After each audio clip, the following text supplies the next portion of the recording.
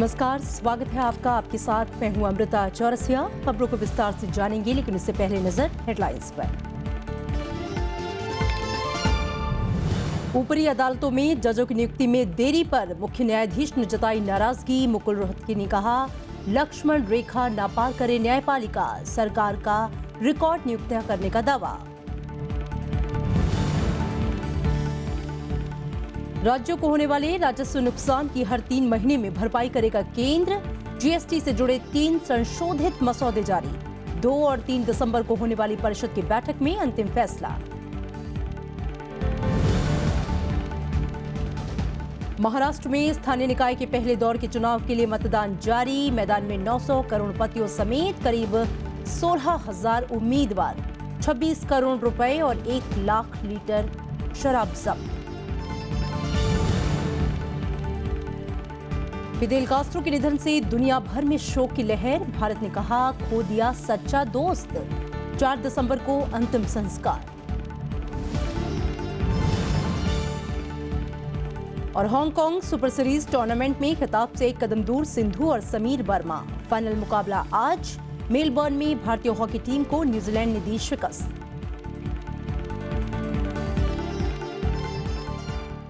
खबरें विस्तार से। जजों की नियुक्ति को लेकर न्यायपालिका और केंद्र सरकार के बीच खींचतान जारी है।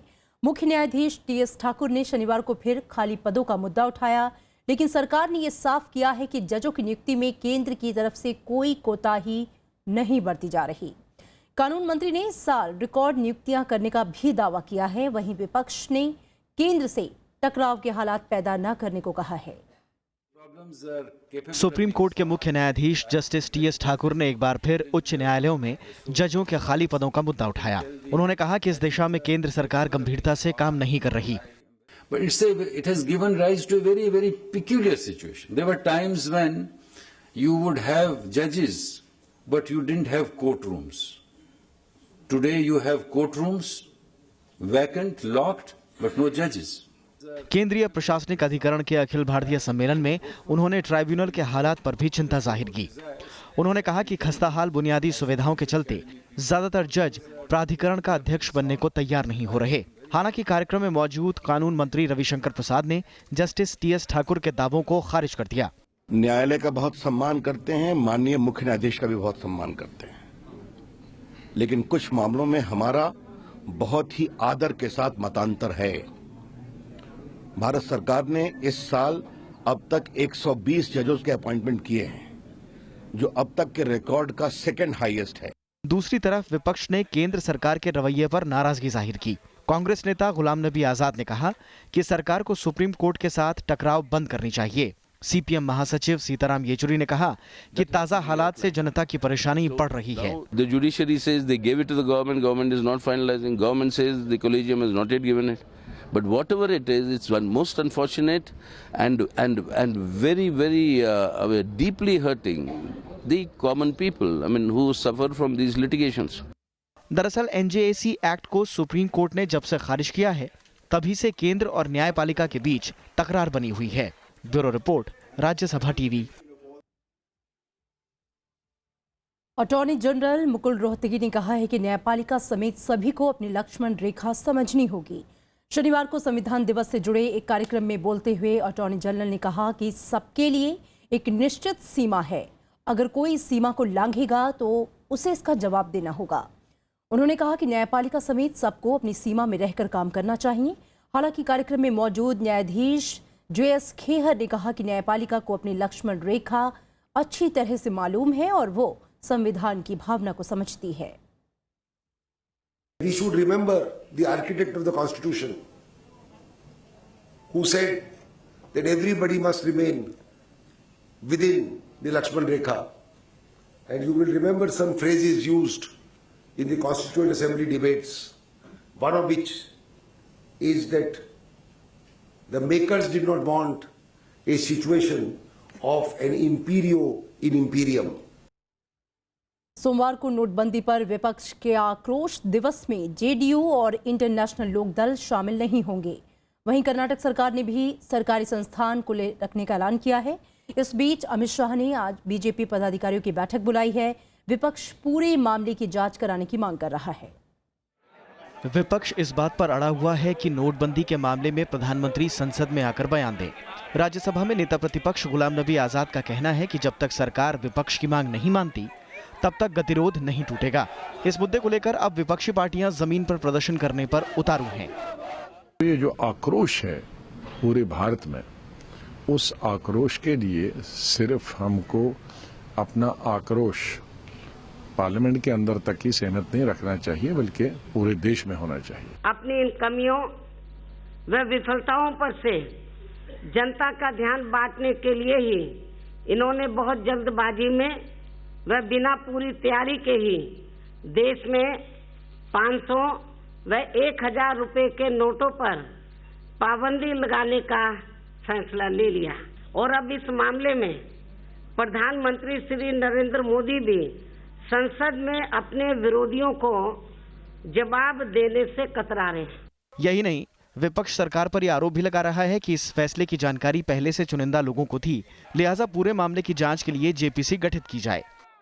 Several political parties in opposition have made the demand there should be some JPC because there was selective leakage of the decision taken by the government to certain quarters which are close to BJP. विपक्ष ने यह आरोप भी लगाया कि नोटबंदी के ऐलान से ठीक पहले बीजेपी ने कई जगहों पर पार्टी के लिए जमीन खरीदी। हालांकि बीजेपी ने इन आरोपों को पूरी तरह से खारिज कर दिया और कहा कि इस खरीदारी का नोटबंदी से कोई संबंध नहीं है। हम किराए पर और कार्यालय का अभाव में पार्टी के कार्यक्रमों का संचालन करने में काफी कठिनाई होती थी, तो पार्टी ने एक निर्णय लिया है कि सभी जिला मुख्यालय पर एक अपना कार्यालय हो। उसी निमित्त लगभग 1 साल से प्रक्रिया चल रही थी। दूसरी तरफ बिहार के मुख्यमंत्री नीतीश कुमार ने फैसले की तारीफ करते हुए कहा कि अगले चरण में बेनामी संपत्तियों की भी जांच होनी चाहिए। लेकिन हम कहेंगे कि नोटबंदी ठीक है, लेकिन सिर्फ नोटबंदी से काम नहीं चलेगा। नोटबंदी के साथ अब हम आग्रह करेंगे केंद्र सरकार से और माननीय प्रधानमंत्री जी से कि भाई इसके साथ अब बेनामी संपत्ति को भी हिट करिए मजबूती। केंद्र सरकार का दावा है कि नोटबंदी के फैसले पर जनता उनके साथ है, तो वहीं विपक्ष का दावा है कि देश की बड़ी आबादी इस फैसले के चलते तकलीफ झेल रही है। Bureau report, Rajya Sabha TV. नोटबंदी के बाद जारी 2000 रुपए के जाली नोट भी बाजार में आ गए हैं। हैदराबाद पुलिस ने शनिवार को नकली नोटों के एक गिरोह का पर्दाफाश कर 6 लोगों को गिरफ्तार कर लिया है। उनके कब्जे से 2000 के 105 नोटों सहित 2,22,310 रुपए की नकली मुद्रा बरामद की गई। पुलिस ने ये कार्रवाई इब्राहिम पत्तनम इलाके में की है। नोटबंदी के बाद 2000 रुपए के नोट इस महीने जारी किए गए। और वहीं मुंबई के छत्रपति शिवाजी अंतर्राष्ट्रीय एयरपोर्ट पर कस्टम विभाग ने 2 करोड़ रुपए के सोने के बिस्किट जब्त किए हैं। कस्टम अधिकारी ने बताया कि करीब 2 करोड़ रुपए के सोने के अलावा 7.5 लाख नकद भी बरामद किया गया। इनमें 350, 2,000 रुपए के नए नोट भी शामिल हैं। कस्टम विभाग ने इस मामले में एक शख्स को गिरफ्तार कर कोर्ट में पेश किया है और अदालत ने उसे 9 दिसंबर तक न्यायिक हिरासत में भेज दिया है। पूर्व प्रधानमंत्री मनमोहन सिंह ने कहा है कि देश के ग्रामीण इलाकों को विकास की प्रक्रिया में शामिल किए बिना देश से गरीबी का खात्मा नहीं किया जा सकता। मनमोहन सिंह दिल्ली में आयोजित पीएचडी चैम्बर ऑफ कॉमर्स के कार्यक्रम को संबोधित कर रहे थे। पीएचडी चैम्बर ऑफ कॉमर्स के 111वें वार्षिक सम्मेलन को संबोधित करते हुए पूर्व प्रधानमंत्री मनमोहन सिंह ने ग्रामीण इलाकों के विकास पर जोर दिया। उन्होंने कहा कि जब तक खेती से जुड़े लोगों की आमदनी नहीं बढ़ेगी, देश से गरीबी खत्म नहीं होगी। पूर्व प्रधानमंत्री ने कहा कि ग्रामीण इलाकों से पलायन से शहरों पर भी दबाव बढ़ रहा है। Achieving the goal of poverty elimination as well as inclusive growth depends on sustained improvement of agricultural production, agricultural productivity, and agricultural processes that facilitate migration of agricultural workers. पूर्व प्रधानमंत्री के मुताबिक भारतीय अर्थव्यवस्था की नींव मजबूत है, लेकिन फिर भी कुछ सुधारों की जरूरत है। उन्होंने कहा कि जिस वक्त पूरी दुनिया आर्थिक मंदी की चपेट में थी, उस वक्त भी भारत ने मजबूत विकास दर हासिल की। We should take pride in the economic resilience that India has demonstrated in the last 8 years despite the global economic slowdown, resulting from the international economic crisis of 2008. This reflects a maturing of our thought. Manmohan Singh ने विकास के लक्ष्यों को हासिल करने के लिए राज्य सरकारों और स्थानीय निकायों की भूमिका को भी अहम बताया। साथ ही उन्होंने कहा कि भारत को तेज विकास दर हासिल करने के लिए गरीबी मिटाने के साथ साथ रोजगार के मौके बढ़ाने, जरूरी सेवाओं को लोगों की पहुंच में लाने और लोगों का तकनीकी कौशल बढ़ाने पर भी काम करना होगा। Bureau report, Rajya Sabha TV. रक्षा मंत्री मनोहर पर्रिकर ने देश के दुश्मनों को कड़ी चेतावनी दी है। शनिवार को गोवा में एक रैली में उन्होंने कहा कि भारत युद्ध नहीं चाहता, लेकिन अगर दुश्मन ने उकसाया तो उसका माकूल जवाब दिया जाएगा। उन्होंने कहा कि सेना किसी भी स्थिति से निपटने के लिए पूरी तरह से तैयार है। रक्षा मंत्री ने कहा कि भारतीय जवानों की जवाबी कार्रवाई के बाद 3 दिनों से सीमा पर गोलीबारी नहीं हुई। 3 दिवस जाले बॉर्डरीचे शांत आसा, कारण आमचेकडे एक फायर केलो की आम्ही 2 फायर करतो। प्रधानमंत्री नरेंद्र मोदी ने प्रशिक्षण के दौरान पुलिस को ज्यादा संवेदनशील बनाने पर जोर दिया है। पुलिस महानिदेशकों के सालाना सम्मेलन में उन्होंने mobile app Indian police at your call की भी शुरुआत की। प्रधानमंत्री नरेंद्र मोदी ने बेहतर प्रशिक्षण के जरिए पुलिस में गुणात्मक बदलाव पर जोर दिया है। हैदराबाद में राज्य पुलिस प्रमुखों के सालाना सम्मेलन में उन्होंने कहा कि तकनीक और मानव संपर्क दोनों पुलिस बल को लगातार बेहतर बनाने के लिए महत्वपूर्ण हैं। प्रधानमंत्री ने प्रशिक्षण के दौरान पुलिस को ज्यादा संवेदनशील बनाने पर भी जोर दिया। उन्होंने कहा कि मानव मनोविज्ञान और व्यवहारगत मनोविज्ञान प्रशिक्षण के महत्वपूर्ण हिस्से होने चाहिए। इस मौके पर प्रधानमंत्री ने mobile app Indian police at your call की शुरुआत की और इंटेलिजेंस ब्यूरो के अधिकारियों को विशिष्ट सेवा के लिए राष्ट्रपति पुलिस पदक से सम्मानित भी किया।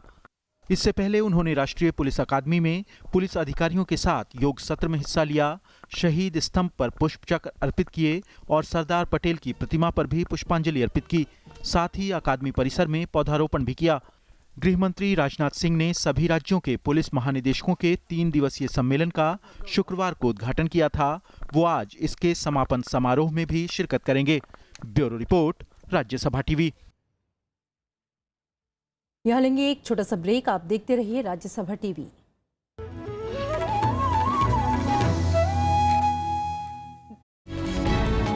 अतीत के कई युगों के बारे में आप सबने सुना होगा, जैसे कि सतयुग, त्रेता युग, कलयुग।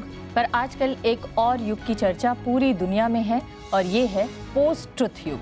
पोस्ट ट्रुथ एक कॉन्ट्रडिक्शन है। ट्रुथ का कोई पोस्ट, कोई पास्ट कुछ नहीं होता। ट्रुथ ट्रुथ ही होता है। पोस्ट ट्रुथ अभी के लिए एक अच्छा शब्द है।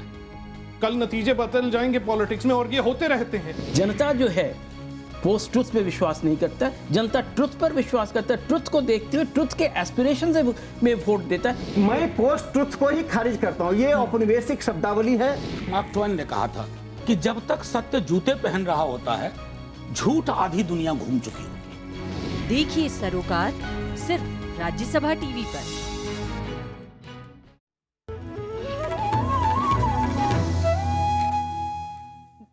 ब्रेक के बाद स्वागत है आपका। महाराष्ट्र के 25 जिलों में स्थानीय निकाय चुनाव के पहले चरण के लिए आज वोटिंग हो रही है। आज 147 निगम परिषद और 18 पंचायतों की 3,706 सीटों के लिए मतदान हो रहा है। सुबह 7:30 बजे से शुरू हुआ मतदान शाम 5:30 बजे तक चलेगा। कुल 15,827 उम्मीदवार मैदान में हैं। इनमें से 927 करोड़पति हैं। चुनाव आयुक्त JS सहारिया के मुताबिक 27 उम्मीदवार निर्विरोध चुने जा चुके हैं। साथ ही आदर्श आचार संहिता लागू होने के बाद से राज्य में 26 करोड़ रुपए नकदी और 1 लाख लीटर से ज्यादा शराब जब्त की जा चुकी है।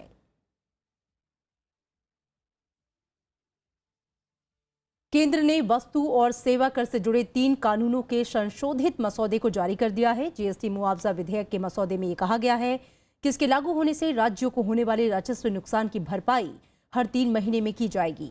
इस बारे में अंतिम आंकड़े खातों की लेखा परीक्षा के बाद ही तय किए जाएंगे। तंबाकू जैसे सामानों और विलासिता वाली वस्तुओं पर GST क्षतिपूर्ति उपकर लगाकर इस मद की भरपाई की जाएगी और ये प्रावधान पहले 5 साल के लिए होगा। सरकार ने संशोधित GST मॉडल मसौदा और IGST मसौदा कानून को भी वेबसाइट पर डाला है। राजस्व सचिव हंसमुख आध्या ने कहा कि इन मसौदों पर जीएसटी परिषद अगले महीने की 2 और 3 तारीख को विचार कर अंतिम रूप देगी। लेफ्टिनेंट जनरल कमर जावेद बाजवा पाकिस्तान के नए सेना प्रमुख होंगे। जनरल राहिल शरीफ के रिटायरमेंट के बाद वो इस पद की कमान संभालने जा रहे हैं। लेफ्टिनेंट जनरल बाजवा फिलहाल training and development inspector general के पद पर काम कर रहे हैं। 4 लोगों की अंतिम सूची में से उनको इस पद की जिम्मेदारी दी गई। जावेद बाजवा को उनकी विदेश नीति और खासकर भारत के साथ संबंधों की जानकारी के मद्देनजर ये अहम पद सौंपा गया है। पाकिस्तान ने रूस को व्यापार के लिए ग्वादर बंदरगाह के इस्तेमाल की इजाजत देने का फैसला किया है। दरअसल रूस ने चीन पाकिस्तान आर्थिक गलियारे में शामिल होने की इच्छा जताई थी, जिसके बाद से ये फैसला किया गया। ईरान और तुर्कमेनिस्तान के बाद रूस ऐसा तीसरा देश है जिसे पाकिस्तान ने इस तरह की इजाजत दी है।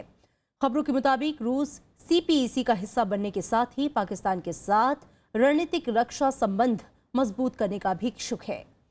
पाकिस्तान के मुताबिक इस परियोजना से दुनिया के आधे हिस्से को फायदा होगा, लिहाजा कई देश इससे जुड़ना चाहते हैं। पाकिस्तानी प्रधानमंत्री नवाज शरीफ ने दक्षिण और मध्य एशिया के बीच संपर्क बढ़ाने के लिए तुर्कमेनिस्तान, पाकिस्तान, अफगानिस्तान, भारत यानी कि तापी के साथ 1680 किलोमीटर लंबी गैस पाइपलाइन के किनारे रेलवे, सड़क और फाइबर ऑप्टिक केबल बिछाने की भी घोषणा की है।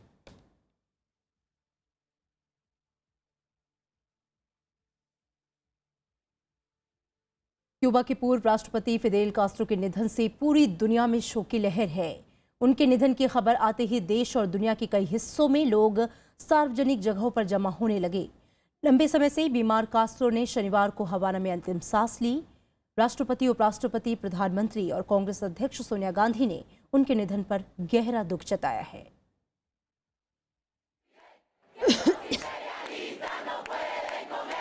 क्यूबा हो या चिली, फिलिस्तीन या फिर इक्वाडोर, दुनिया भर में क्यूबा के सबसे बड़े नेता फिदेल कास्ट्रो के निधन पर शोक की लहर है। क्यूबा की राजधानी हवाना में कास्ट्रो को याद कर लोगों की आंखें भर आईं, तो वहीं चिली में फूल चढ़ाकर कास्ट्रो को याद किया गया। फिलिस्तीन और इक्वाडोर में भी लोग फिदेल कास्ट्रो की याद में जमा हुए। फिदेल कास्ट्रो के निधन पर भारत में भी शोक की लहर है। राष्ट्रपति प्रणब मुखर्जी ने उनके निधन पर शोक जताया है। उपराष्ट्रपति मोहम्मद हामिद अंसारी ने कहा कि भारत ने अपना सच्चा दोस्त खो दिया है। हिंदुस्तान के लिए उनके दिल में जो लगाव था वो बहुत क्लियर था। हम नेताओं से मिल रहे थे और जब प्राइम मिनिस्टर इंदिरा गांधी से वो मिलने आए तो इंदिरा जी ने हाथ बढ़ाया हाथ मिलाने के लिए, और उन्होंने दोनों हाथों से उनको गले लगाया। प्रधानमंत्री नरेंद्र मोदी ने कहा है कि फिदेल कास्ट्रो 20वीं सदी की इतिहास रचने वाली हस्तियों में से एक थे। कांग्रेस अध्यक्ष सोनिया गांधी ने कहा कि फिदेल ने विश्व के सभी मंचों पर भारत का समर्थन किया। सीपीएम सांसद सीताराम येचुरी ने भी उनके निधन को बड़ा आघात बताया है। Fidel Castro will remain a legend and will remain a source of inspiration as one of the greatest revolutionary heroes of our times. Castro की गिनती दुनिया भर में समाजवाद के सबसे कद्दावर नेताओं में की जाती है। उनके निधन पर क्यूबा में 9 दिन के शोक का ऐलान किया गया है। Bureau report, Rajya Sabha TV. Castro की छवि अंतर्राष्ट्रीय थी। वो जब बयान देते थे तो दुनिया भर में छपता था। लोग उनकी बड़ी इज्जत करते थे। जहां कहीं भी वो जाते थे उन्हें तवज्जो मिलती थी। भारत से उन्हें काफी लगाव था। एक नजर उनके जीवन सफर पर। I don't ambition power, money, nothing, only to serve my country. Cuba भले ही दुनिया के मानचित्र पर छोटा सा देश है, लेकिन कास्ट्रो उतने ही बड़े नेता थे। 13 अगस्त 1926 को जन्मे कास्ट्रो का नाम सबसे बड़े कम्युनिस्ट नेताओं में शुमार है। 1959 में तानाशाह फुल्खेंशियो बतिस्ता के खिलाफ संघर्ष किया और कम्युनिस्ट सत्ता कायम की। वो 1959 से 1976 तक प्रधानमंत्री और 1976 से 2008 तक राष्ट्रपति रहे। कास्ट्रो ने शीत युद्ध के दौरान 1962 में सोवियत सेना को अमेरिका के खिलाफ अपनी सरजमीं पर मिसाइल तैनात करने को मंजूरी दी थी। 1992 में क्यूबा शरणार्थियों को लेकर अमेरिका के साथ समझौता किया। करीब 5 दशक क्यूबा की कमान संभालने वाले कास्ट्रो ने 2008 में अपने भाई राउल कास्ट्रो को सत्ता सौंपी। फिदेल कास्त्रो का भारत और विकासशील देशों से खास लगाव था। पहले प्रधानमंत्री पंडित जवाहरलाल नेहरू के साथ उनके घनिष्ठ संबंध थे। पूर्व प्रधानमंत्री इंदिरा गांधी को बहन मानने वाले कास्त्रो की छवि तीसरी दुनिया के देशों में समाजवादी मुखिया की रही। दक्षिण कोरिया में राष्ट्रपति पार्क गेन-हे के इस्तीफे की मांग जोर पकड़ने लगी है। शनिवार को राजधानी सियोल में लाखों की तादाद में लोग सड़कों पर उतरे। इसे कोरिया के इतिहास में अब तक का सबसे बड़ा प्रदर्शन माना जा रहा है।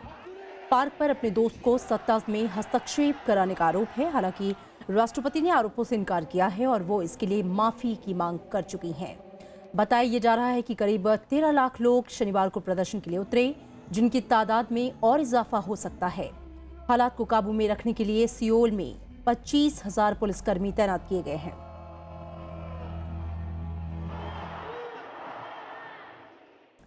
Hong Kong open super badminton series में आज भारत के लिए बड़ा दिन है। एक तरफ जहां ओलंपिक पदक विजेता पीवी सिंधु खिताबी मुकाबले में चीनी ताइपे की जुइंग से भिड़ेंगी, तो वहीं पुरुषों के फाइनल में समीर वर्मा का मुकाबला हांगकांग के लोंग एंगस से होगा। इससे पहले कल सेमीफाइनल में सिंधु ने हांगकांग की शटलर चेयुंग नगानगी पर शानदार जीत दर्ज की। उन्होंने चेयुंग को 21-14, 21-16 से हराया। वहीं समीर वर्मा ने बड़ा उलटफेर करते हुए दुनिया के नंबर 3 खिलाड़ी डेनमार्क के ओ जोगेर्सन को हराया। 22 साल के समीर ने दमदार खेल दिखाते हुए जोगेर्सन को कड़ी चुनौती दी।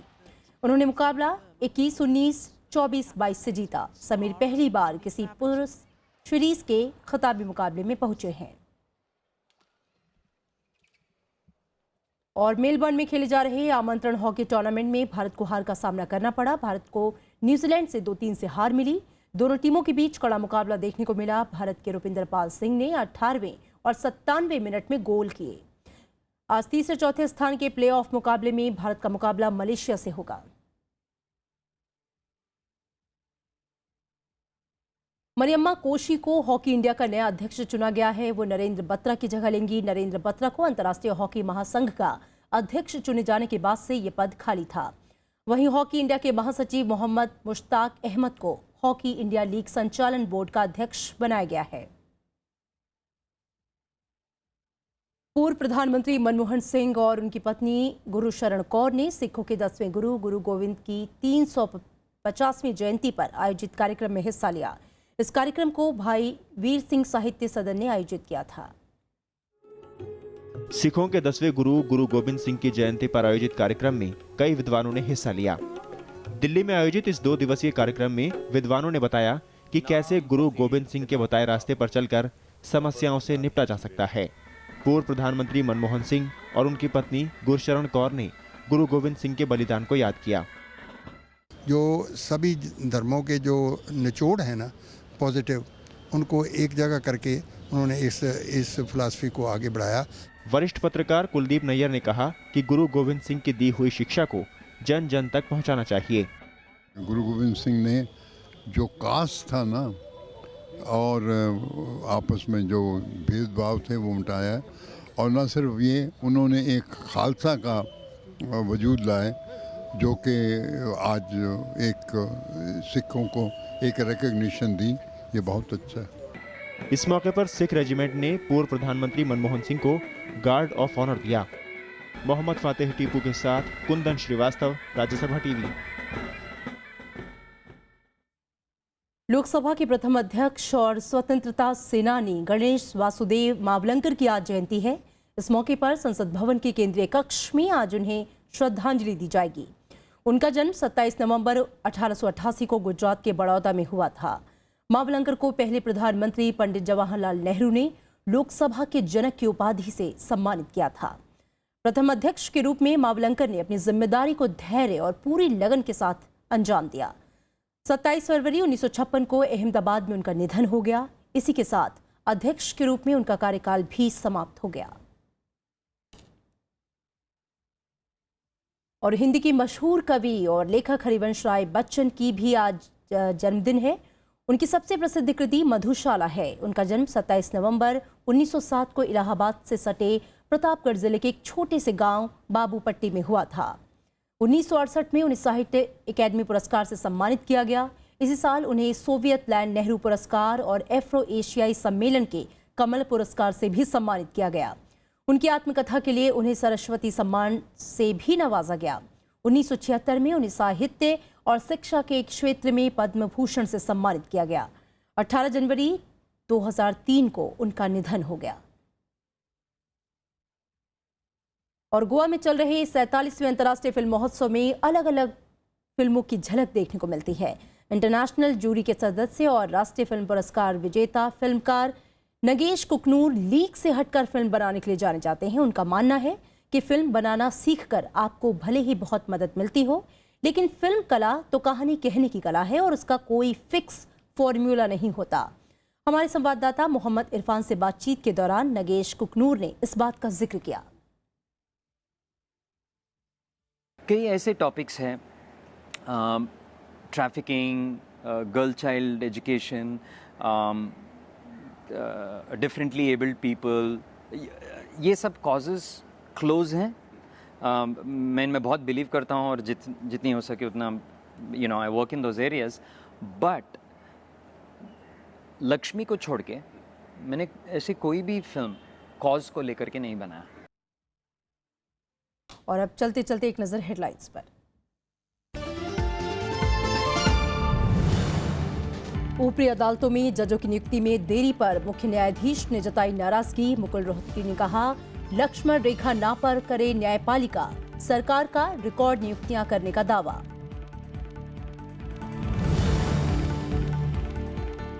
राज्यों को होने वाले राजस्व नुकसान की हर 3 महीने में भरपाई करेगा केंद्र।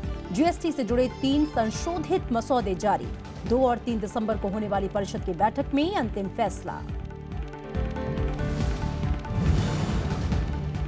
महाराष्ट्र में स्थानीय निकाय के पहले दौर के चुनाव के लिए मतदान जारी। मैदान में 900 करोड़पतियों समेत करीब 16,000 उम्मीदवार।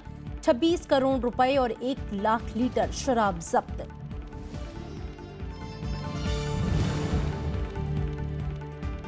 फिदेल कास्ट्रो के निधन से दुनिया भर में शोक की लहर। भारत ने कहा, खो दिया सच्चा दोस्त।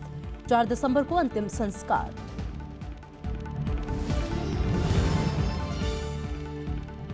और हांगकांग सुपर सीरीज टूर्नामेंट के खिताब से एक कदम दूर सिंधु और समीर वर्मा। फाइनल मुकाबला आज। मेलबर्न में भारतीय हॉकी टीम को न्यूजीलैंड ने दी शिकस्त।